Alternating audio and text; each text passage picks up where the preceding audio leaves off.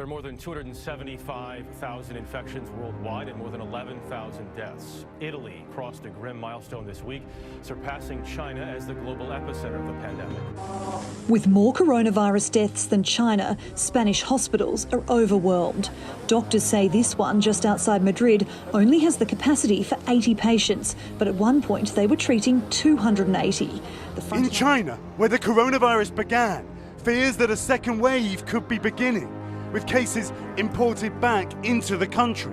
The government is saying that a total now of 12,868 patients have died. Labourers line up coffins along trenches in New York City's Hart Island, a desolate strip of land accessed only by boat and used since the 19th century to bury those with no known next of kin. Death toll from coronavirus has jumped dramatically tonight after New York City said it has been undercounting those killed by the disease. The city now says an additional 3,700 people who died without being tested are presumed to be victims of the pandemic.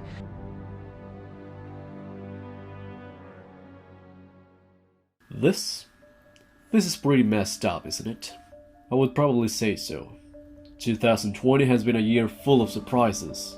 We have seen a rising conflict between United States of America and Iran in the first month of the year. United Kingdom officially left the European Union. Forest fires destroyed numerous regions across Australia, which increased koala threat of extinction. By God's sake, could this get any worse? Yep. Nothing right now could be compared to what humanity is currently facing, the Covid-19 pandemic. In this video, I will try to cover important aspects and facts related to this worldwide problem. Let's face it, this is a new threat for all of us. A severe disease with a high contagion rate has put the world over its knees.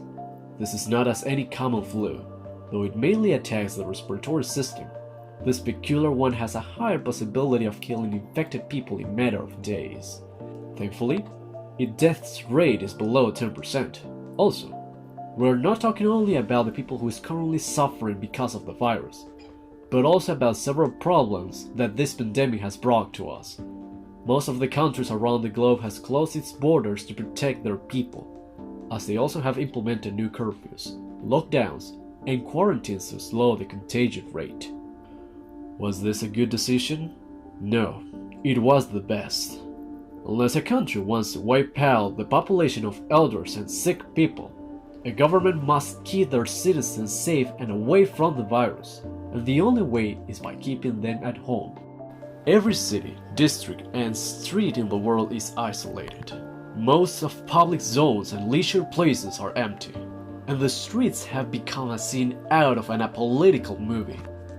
Just security forces are designated to patrol the cities in order to keep the situation under control. Sadly, there will always be some foolish persons that would want to break the rules, and here in Costa Rica, people have a specialty in breaking the law. Needless to say that Costa Rican government has done the impossible to maintain the amount of infected as low as possible. As the new disease the world is facing, we have neither vaccines nor medications to cure it or at least to slow it down. The only reasonable way to fight the coronavirus is by confining infected people at hospitals and medical centers, where professionals with specialized machines take care of them. Last but not least, healthy people must stay safe and avoid the contact with other people to deny the chance of spreading the pandemic. Though it sounds pretty simple, it is easier said than done. The protocol against the pandemic must be done correctly, and it requires the help of all the population. What would happen if we don't abide these procedures?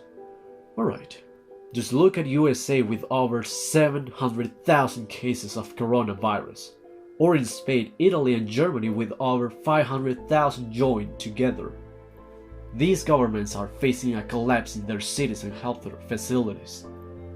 In words of Angela Merkel, Chancellor of Germany, her country is facing the worst situation since World War II. New York is the perfect example of how disastrous the consequences can be. The hospitals in this city does not have the capacity to attend such amount of people, and the infected who are dying must be buried in mass graves, without the opportunity for the families to say goodbye. Still, we do not need to go that far. In Brazil, Mexico, Peru, and Ecuador, the situation is getting worse with the pass of time. For instance, the slow government response in Ecuador, especially Guayaquil, the epicenter of the pandemic, has brought the city to similar times like the Black Plague. For many days, dozens of corpses were left across the streets of Guayaquil. Just for a moment, imagine how shocking finding a dead body or having to keep the corpse of a relative in your home is. Our chance to overcome the situation depends only on us, in doing our job. However, that leads us to another problem, economic crisis. With most of the population at home, economy cannot grow. Indeed, International Monetary Fund states that global economy will decrease 3%, becoming the worst recession since the Great Depression. Also, the prolonged confinement denies the possibility of working in most labor fields. If you have the capabilities to keep working at their comfort of their homes. And of course, what is the result of having no salary? People won't buy. Without the chance of going out and without the opportunity to keep working, many families across the world will not be able to buy goods for them, nor they will be able to pay for services. Thus, worldwide's economy suffers or collapses. Furthermore, sooner or later people will get tired of staying at home for long periods of time. Human beings are nomads by nature. It is not common for us to stay in the same place for too long. Long confinement periods and sedentary lives is completely unhealthy for us. Yeah, we might be delighted due to the idea of staying at home and doing whatever we want. But will you stay there for over 5 or 6 consecutive months? I don't think so. Fortunately, in matters of education, technology has helped students continue studying. Advanced breakthroughs make possible the opportunity to work and learn from home. Nevertheless, we're still far from making this a feasible solution. The student and the professor need each one a device for communicating and a good internet connection, and that is a huge investment that not all the people can afford it. Likewise, virtual classes cannot be compared to physical classes. This is a reaction chain that makes everything worse. Still, after all this catastrophe, a bright side can be seen. The world obtains something that human beings had taken for too long, a moment to breathe. The nature, the animals, the oceans, everything is resting, starting to thrive. Pollution levels in the air started to decrease.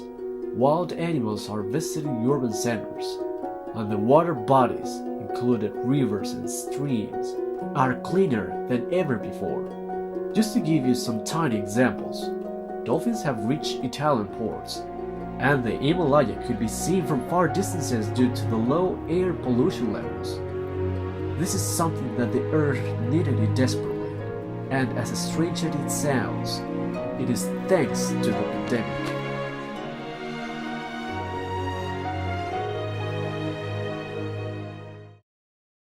Well, classmates and teacher, that's all for now. And before I finish with the video, I would like to share with you my final thoughts, and I will try to be concise.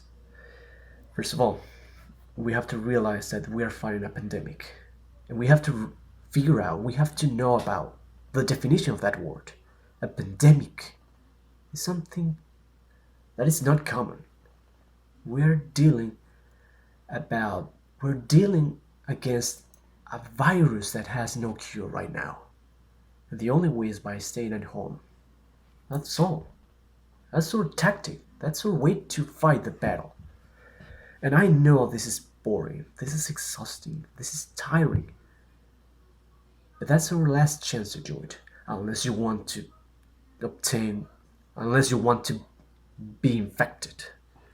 And nobody wants to. Still, when you think about it, when you're introspective, when you reflect about all this, you may realize about the problems. You may realize about something that life took us many years ago. And when I'm talking about the time, let me ask you something. When was the last time you took your time to rest, to drink a cup of coffee without rushing, to have real fun with your friends, to think about the decisions in your life, about the things you have done in general. And now that the world is stopped, we have all the time we lost for many years ago. And I suggest you that you should use it correctly and not let it be wasted and not wasted it. Use the time to rest, to drink a cup of coffee with your friends virtually, to learn about a new language if you can, or to master English, but I know you don't need it. Or even learning a new skill, writing, cooking, drawing, writing, everything you want, even reading a book. Use the time you have. And after all this, I need to say that I'm thankful with all the things I have, but special because I'm healthy, because I'm fine. And that's due to, and I would like to thank you, and I would like to thank you, and I would like to thank it to the God that is upon us, or to destiny, or the universe itself, whatever you want to call it. And we should all be thankful because of all that. You wouldn't want to be inside a hospital trying to breathe with the help of a machine. And even with that, you even could have a chance of dying, like many other people. And about this, many, and I'm talking about thousands of people have died because of it. They're gone, just like this. And that could happen to us. And even to relatives, to our friends, to our parents, siblings, cousins, grandparents, especially grandparents. Everyone could die in a matter of seconds, as a matter of days, like those people. We should be thankful because we're breathing, because we're alive. And someday, we will not. We have to appreciate all the things we have, as we also need to be thankful for the people that is still around us. What would you think? How would you feel when a dear family member die, or a good friend just pass away? Many people will be devastated, and that will happen someday. So enjoy all the things you have.